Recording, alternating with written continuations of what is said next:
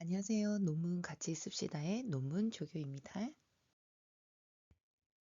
자료 수집과 논문 읽기를 하지 않고 논문을 쓰는 일은 불가능한 일입니다.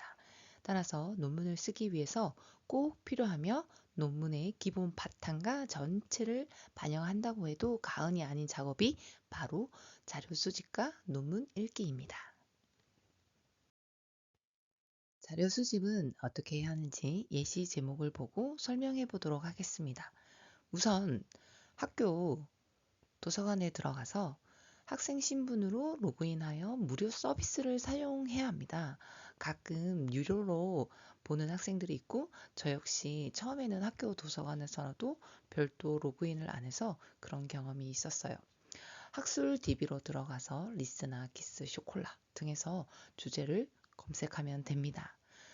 먼저 자신이 생각한 논문 주제의 제목 전체를 먼저 검색해 보면 유사하거나 아니면 아주 똑같은 논문도 있을 수 있습니다. 당황해하지 마시고 읽어보시고 힌트를 얻을 수도 있고 유사한 논문이 많으면 서론과 이론적 배경을 작성하는데 유리한 이점이 많습니다. 선행 연구가 적은 경우보다는 좋은 케이스겠죠. 하지만 포화 상태일 경우는 변인을 조절할 필요도 있습니다. 왜냐하면 새로운 발견이 되지 않을 경우는 유의미한 연구 결과를 얻기 어렵기 때문입니다.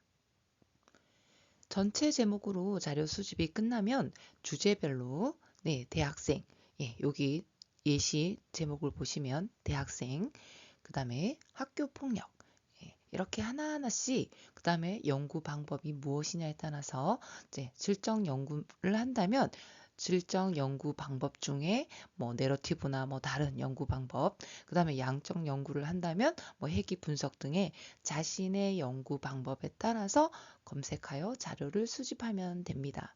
학위 논문은 주로 박사 학위 논문이나 학술 논문 위주로 검색하시길 바랍니다. 학술 논문도요, KCI 등재지라고 이렇게 논문 제목 위에 있습니다. 석사 논문도 당연히 참고하셔도 됩니다. 박사 논문도 그렇고 석사 논문도 이를 토대로 학술 논문이 출간된 것은 이제 학술적으로 인정받은 논문이기에 좋은 논문이라고 할 수 있습니다만 그렇지 않을 경우는 이론적으로 좀 부족한 부분이 있을 수 있어서 인용할 경우 문제점이 발생할 수 있어서 유의해야 합니다. 그리고 여기 학교 폭력뿐만 아니고 관련된 뭐 직장 폭력, 가정 폭력, 군대 폭력 등등의 파생적인 주제도 함께 찾으면 풍부한 글쓰기에 도움이 됩니다.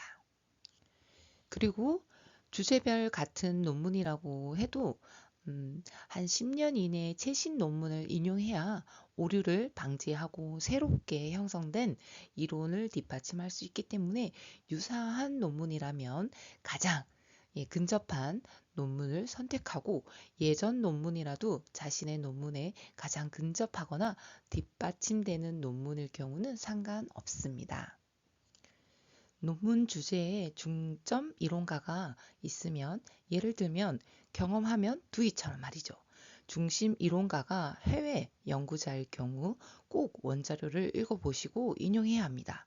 재인용 하다 보면 원본과 다르게 인용되었거나 왜곡되어 있는 부분이 상당하게 나타나고 있는 경향이 많습니다. 논문 심사는 주로 학과 교수님들로 구성되어 있기 때문에 지도 교수나 전공 교수가 아니더라도 수업을 듣고 친밀감이나 과제 제출이나 성적 관리를 성실히 해서 좋은 이미지를 쌓아둘 필요가 있고 또 교수님들의 논문을 읽고 인용할 수 있는 부분이 있다면 인용해주면 좋아하십니다. 계획서 발표부터 심사 과정 끝까지 인용하다 또 최종 논문에서 불필요할 경우는 삭제도 무관하니까요. 많은 분들은 논문 쓰는 것보다 심사 과정의 어려움 때문에 포기하고 싶다고 할 정도니 이 점 유의하시길 바라겠습니다. 자료 수집이 끝나는 날은 최종 논문이 끝나는 시점까지 계속적으로 무한 반복된다는 점도 기억해 두셔야 합니다.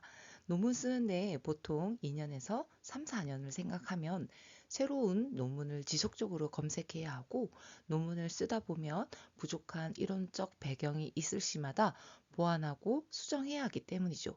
또한 자신의 연구 결과에 따라서 논의를 작성할 경우에도 새로운 논문이 필요합니다.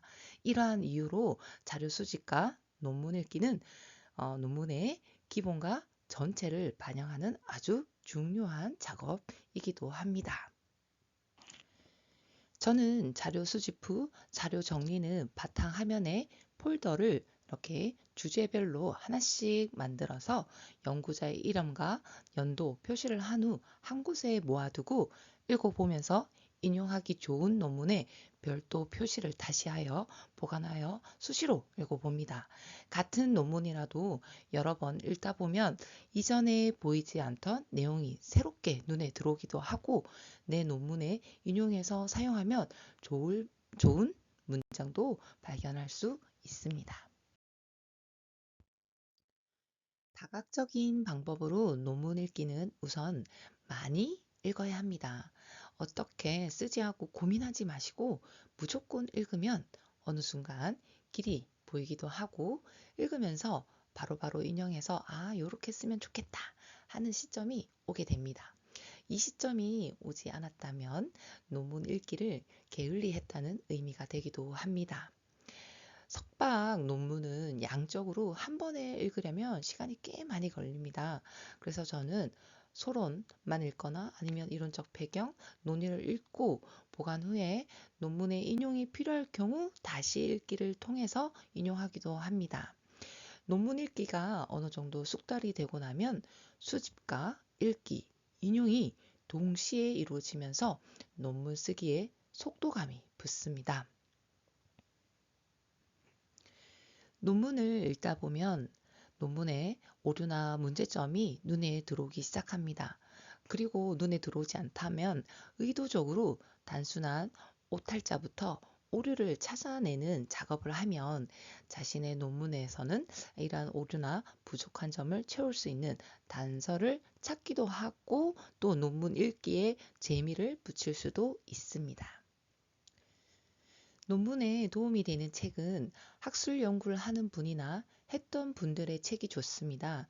저는 리처드 도킨스의 이기적인 유전자나 확장된 표현형, 또 마이클 셀든의 돈으로 살 수 없는 것들, 정의란 무엇인가, 그리고 칼 세이건의 코스모스, 그 다음에 한병철의 피로사회, 권력이란 무엇인가 이런 책들이 많은 도움이 되었습니다.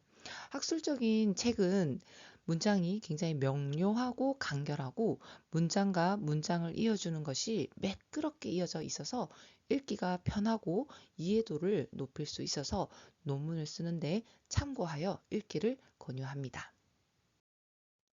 논문을 쓰기 전에 주제를 무엇으로 할지 아직 정하지 못해서 더 난감하고 막막한 분들이 많으실 겁니다. 이때도 논문부터 읽어보는 것이 중요합니다. 최신 뉴스의 가장 핫한 내용들을 훑어보고 이슈로 떠오르는 것이 무엇인지 파악해서 주제로 정하는 것도 좋습니다. 한참 코로나 상황이나 시대적인 상황으로 온라인 수업, 학생들의 방역, 대학 입시의 부정 입학, 또 드라마의 유행으로 학교 폭력이 다시 떠오르는 것도 도움이 됩니다. 자신의 전공과 관련된 학회, 예를 들면 저는 교육학 전공자입니다. 교육학 안에서도 세부 전공이 있죠. 교육행정학회, 교육공학학회, 교육철학 등등 학회가 별도로 있으니 학회에 들어가셔서 논문을 읽고 최신 이슈를 확인하는 작업도 주제 선정에 도움이 됩니다. 논문의 제언에 보시면 논문의 논의 마지막 단락에 꼭 있는 내용이 바로 제언입니다. 완벽한 논문은 없기에 어떤 논문이라도 제언을 합니다. 대부분 본 논문의 한계점으로 연구 대상, 지역, 변인, 연구 방법을 제시해 놓습니다. 틈새 공격으로 유사한 최근의 논문의 제언을 종합해서 주제를 정해도 도움이 될 것입니다. 여기서 아이디어를 얻었다면 지도 교수나 동기, 지인에게 무조건 던져보는 거예요. 그래서 의견을 구하고 또 여기 나는 어떻게 생각하, 어떻게 뭐 이 주제가 어떻게 생각하십니까? 이렇게 예, 질문도 해서 새롭게 구성되기도 하고요. 그 과정에서 또 문제가 발생하고 또다시 의견을 나누다 보면 또 다른 문제가 발생되고 이러한 일련의 과정을 통해서 확정되는 절차에 따르면 좋은 주제가 정해지기도 합니다. 근데 스스로 그냥 이렇게 이런 주제 하고 싶은데 별로인가? 이건 뭐 너무 편의한가? 주제로 마땅치 않은가? 고민하지 말고 무조건 던져서 주위 사람들과 의견을 나누고 다른 사람들의 관심사를 모방하기도 해서 주제로 정하시면 됩니다. 논문을 작성하기 위해서 지금 필요한 것은 지금 당장 논문을 찾아서 무조건 읽어야 합니다. 논문에 관해서 문의사항은 댓글로 남겨주시면 최대한 도움이 되도록 알려드리겠습니다. 논문이 완성되는 그날까지 논문 조교가 함께 힘을 보태겠습니다.